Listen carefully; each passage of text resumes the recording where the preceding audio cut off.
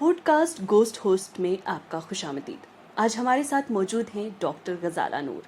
इनके बारे में मैं आपको बताऊं तो इन्होंने BA LLB Dogra law college से की है, वहीं LLM की डिग्री हासिल करने के लिए ये हिमाचल प्रदेश गई और वहीं PG इन्होंने डिप्लोमा ह्यूमन राइट्स में किया है और ये इन्होंने दिल्ली से डिप्लोमा हासिल किया है। खुशामदीद आपका हमारे पॉडकास्ट में। गजाला जी, सबसे पहले मैं जानना चाहूँगी कि आपने लॉ ही क्यों चुना? गुड इवनिंग, आदाब, नमस्ते, सत श्री अकाल, अस्सलामु अलैकुम वरहमतुल्लाहि वबरकातुहू।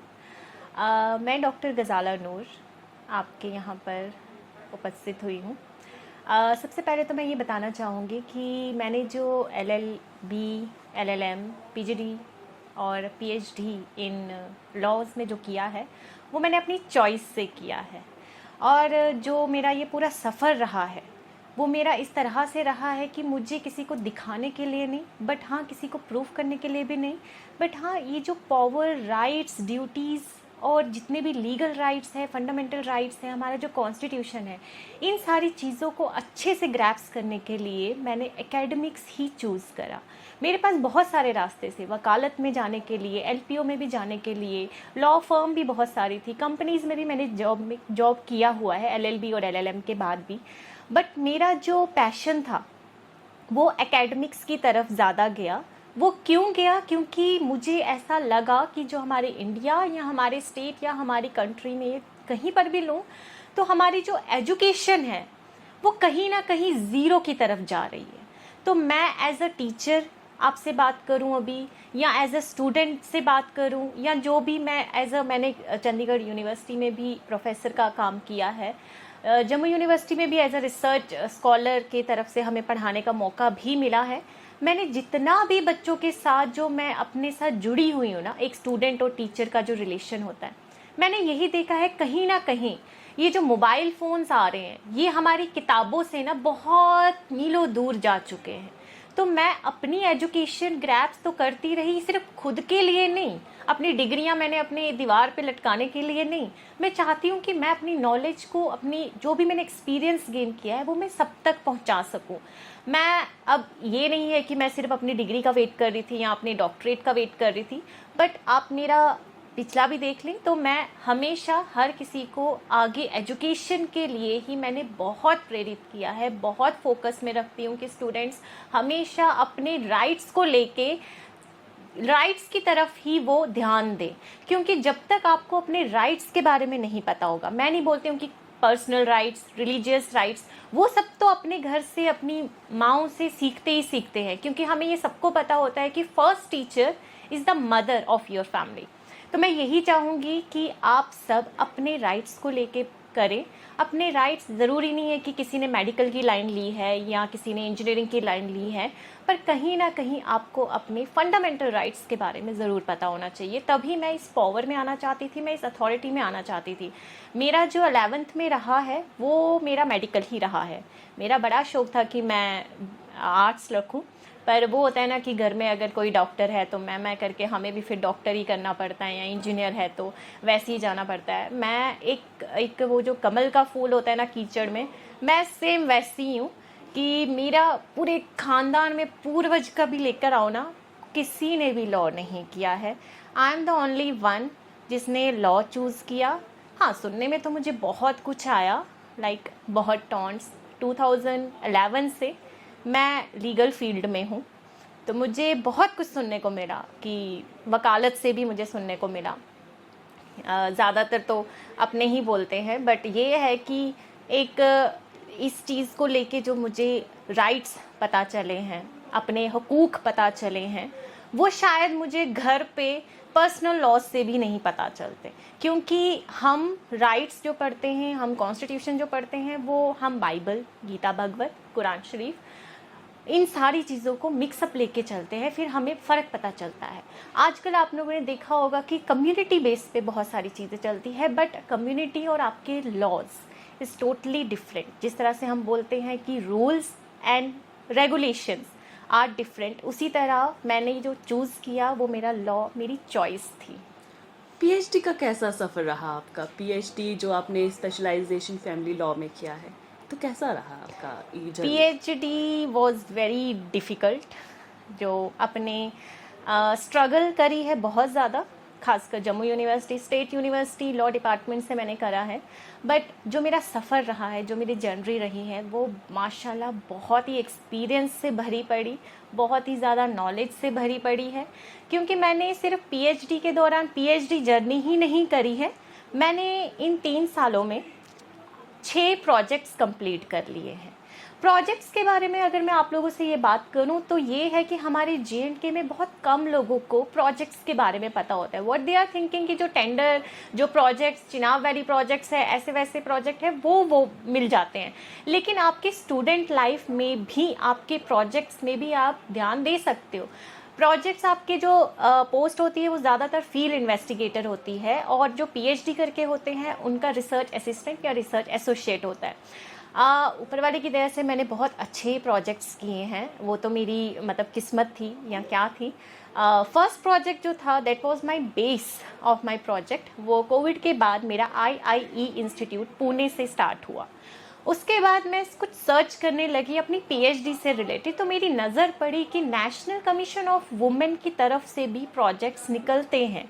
तो मैं वहाँ पे इंटरव्यू सिलेक्शन हुई, तो एज अ फील्ड इन्वेस्टिगेटर वाला काम किया।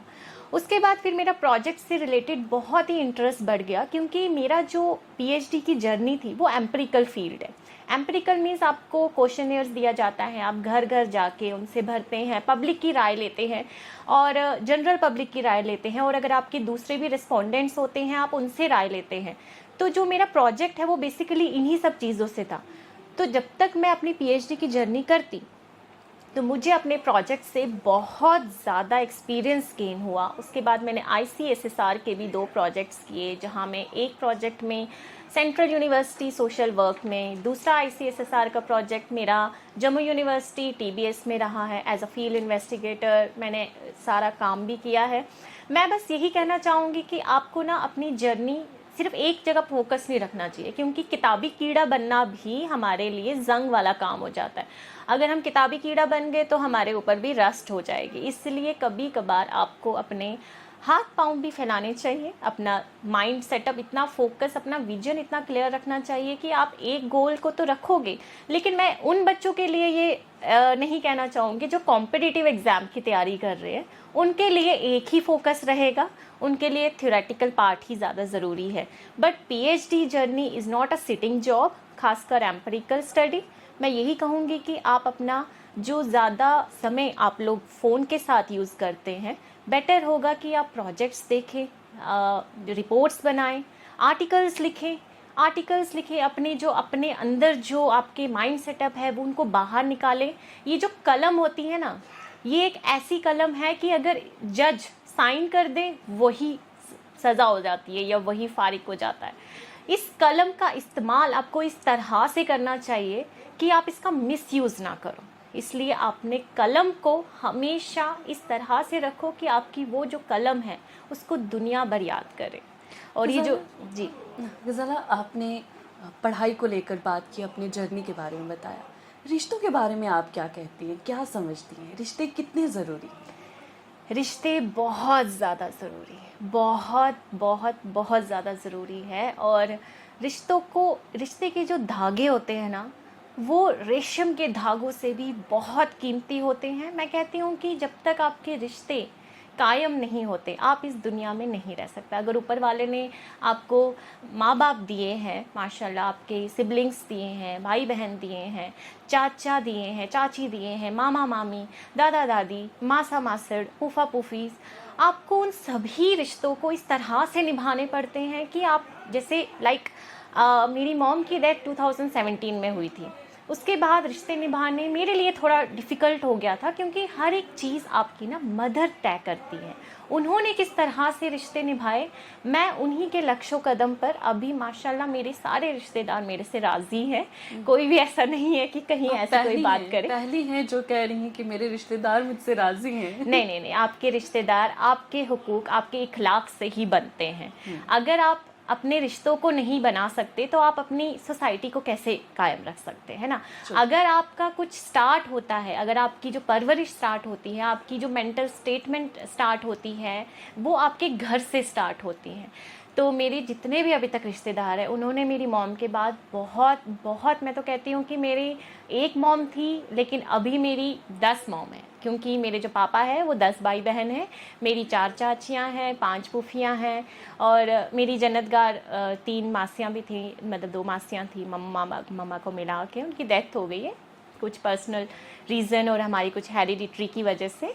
बट ये है कि मेरी एकलौती एक मासी बची है, वो भी थोड़ा बीमार है, पर मेरी माएँ बहुत है अभी। तो मैं तो ऊपर वाले का बहुत बहुत शुक्र अदा करती हूँ कि मुझे इस मुकाम तक, इस यहाँ तक पहुँचाया है कि उनकी ब्लेसिंग्स हैं मेरे साथ। इसलिए रिश्तेदारों को कभी भी सांप वो नहीं कहना चाहिए, आप उनके साथ अच्छे से प्यार से बात करें, उनके साथ अच्छे से राज़ी रखें, तो वो आपके साथ भी हमेशा अच्छे ही रहेंगे। गजाला, क्या वजह है कि आजकल के रिश्ते खोखले दिखाई देते हैं? आपका केस अलग है, लेकिन आजकल के रिश्तों में हम देखते हैं बहुत कड़वाहट है, हर कोई एक दूसरे से भाग रहा है। तो आपको क्या लगता है कि क्या वजह है इसकी? हाँ बिल्कुल, उसकी वजह ये आपका मोबाइल फ़ोन है, क्योंकि मैक्सिमम अगर आप मैं 90s के ज़माने की हूँ, तो मैं आपको ये बता दूँ, जब तक ये हमारे पास मोबाइल फ़ोन नहीं था ना, हम सबके साथ कन्वर्जेशन करते थे आई गेस। और मैं एक टाइम पे मेरा ये हो गया था कि शायद फ़ोन कभी किसी ज़माने में बंद हो गए थे, तो आप एक दूसरे से कैसे मिलते थे। लेकिन वो जो ज़माना था हमारा, मतलब हमने वो टाइम पीरियड देखा है कि हम टेलीफोन से, एसटीडी बूथ से, फिर टेलीफोन आया, टेलीफोन से लैंडलाइन आई, लैंडलाइन से फिर वो छोटे फ़ोन आए, छोटे फ़ोन से फिर एंड्रॉयड आए, अब एप्पल आ गए, इतनी स्मार्टफोन्स आ गए। बट वो जो ज़माना था वो सिर्फ़ और सिर्फ एक फ़ोन की वजह से। Phone is good, modern technology है, हम थोड़े फास्ट फॉरवर्ड हो गए हैं, बहुत अच्छी बात है। लेकिन जो रिश्ते होते हैं, दोस्त यार होते हैं, आप जितना टाइम रील्स देखने में लगाते हैं, बेटर होगा किसी एक बने को फ़ोन पे बात कर लीजिए, अपने दुख दर्द शेयर कर लीजिए, उससे भी बहुत मसले मसाइल कम हो जाते हैं। क्योंकि मैं इस बात को रखती हूँ कि जब तक हम बात नहीं करेंगे तब तक सल्यूशन नहीं निकलता है। तो इसलिए जो रिश्तों की ये जो होती है ना, मतलब मिठास, वो सिर्फ बातचीत में होती है। जैसे हम लोग गेट टुगेदर करते हैं, वो क्या होता है गेट टुगेदर? वो यही होता है कि आप आपस में बैठ के बात कर रहे हैं, एक साथ खाना खा रहे हैं।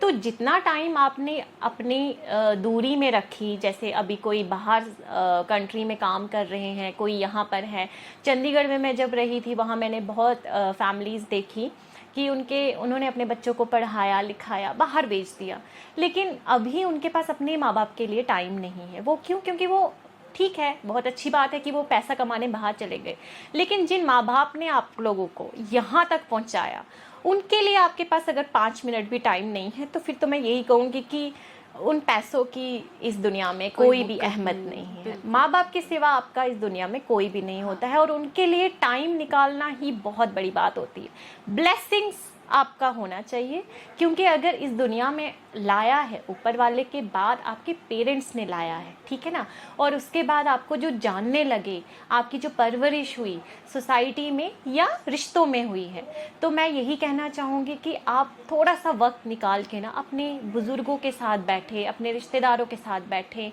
या अपने दोस्त यारों के साथ भी बैठेंगे ना, ये रिश्ते कभी नहीं मिलते आपको, क्योंकि जो इस दुनिया से एक बारी चला गया ना, वो वापस नहीं आता। यहाँ और रही बात, मैं अपनी बात करूँगी, मुझे भी इस दुनिया से जाना है।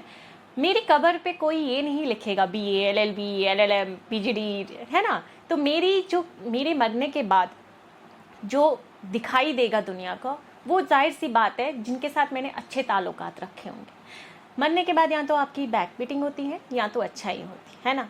तो ये आप पे डिपेंड है कि आप किस तरह से लोगों के साथ बातचीत कर रहे हैं। बेशक हर आजकल बहुत ही ज़्यादा कड़वाहट है दुनिया में, तो होता भी है, कहते हैं कि क़यामत बहुत ही नज़दीक आ रही है।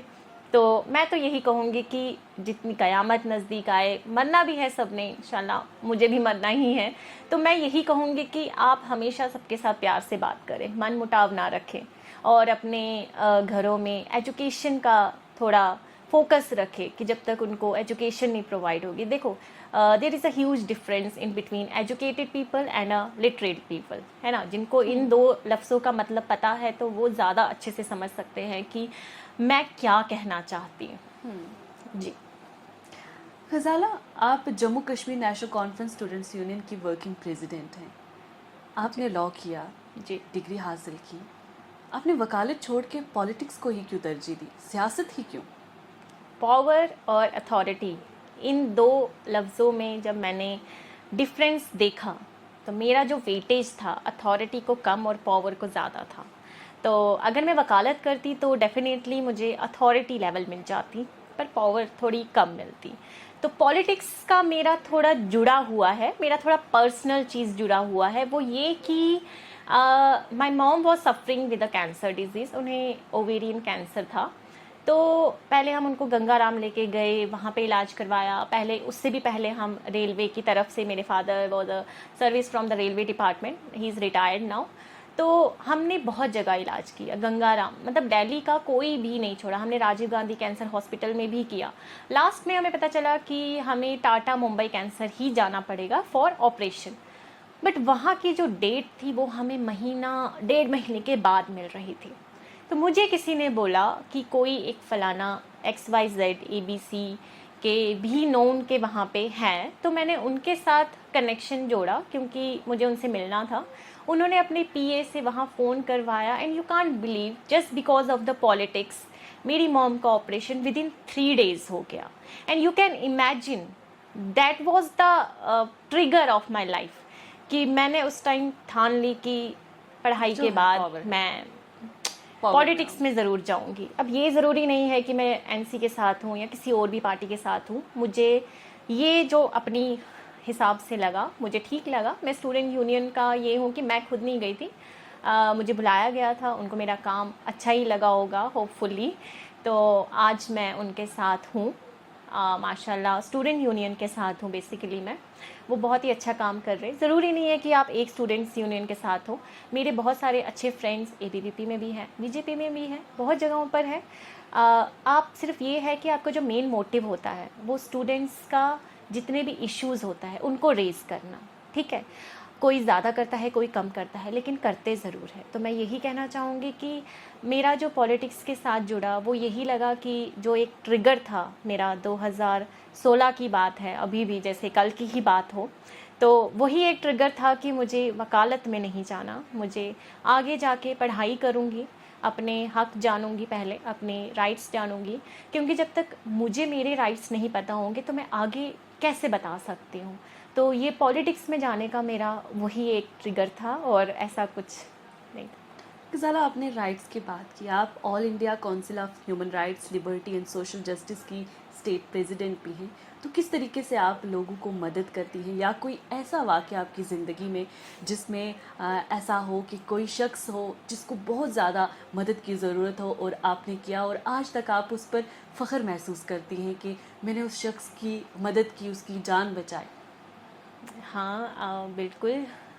मैं ह्यूमन राइट्स काउंसिल के साथ हूँ, जिसको हम all India council of human rights, liberty and social justice कहते हैं। मैंने जो चेयरमैन साहब थे हमारे, हैं अभी माशाल्लाह, वो एक सुप्रीम कोर्ट के एडवोकेट है, राजू एंथनी सर।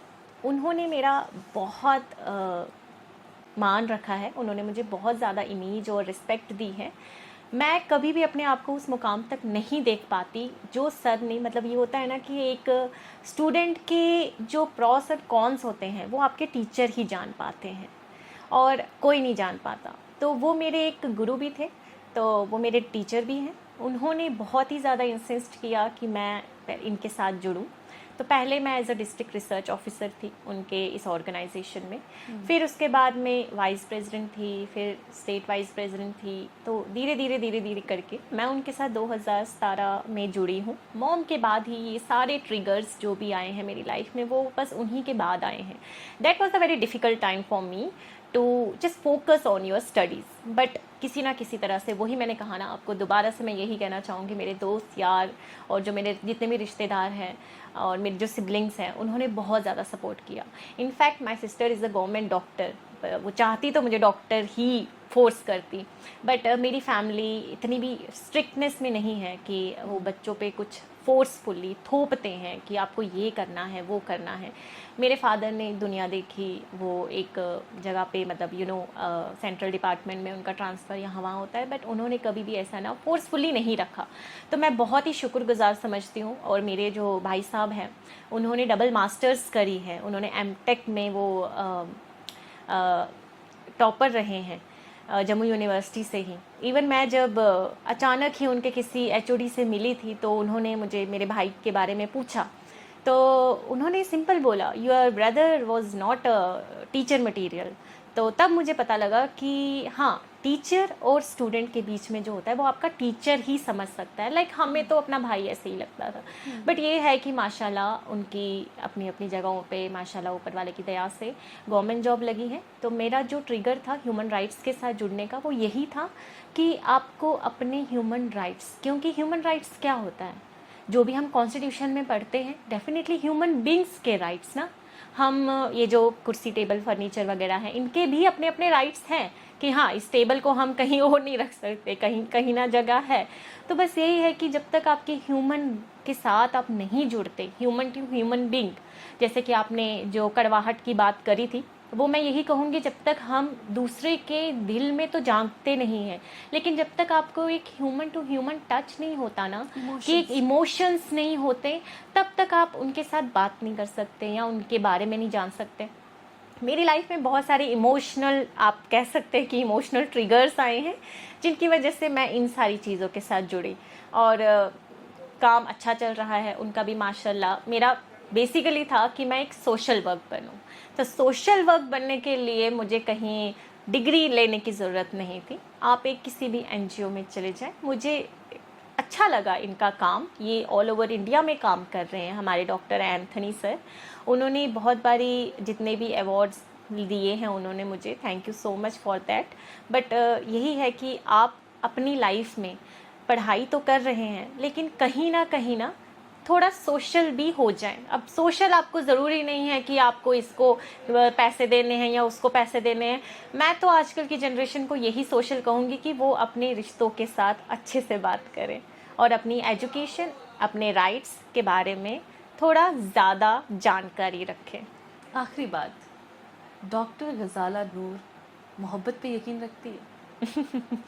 बिल्कुल यकीन रखती हूँ। अगर मुझे मेरी मॉम से या मेरे परिवार से, मेरे रिश्तेदारों से, मेरे दोस्त यारों से, मेरी टीम से, चाहे वो ह्यूमन राइट्स के साथ है या मेरे स्कूल फ्रेंड्स से या मेरे जितने भी टीचर्स हैं, मेरे सुपरवाइज़र्स जो अभी यूनिवर्सिटी में थे, अगर उनसे मुझे मोहब्बत नहीं होती तो मैं शायद उनके लक्ष्य कदम पर अभी तक नहीं पहुंचती।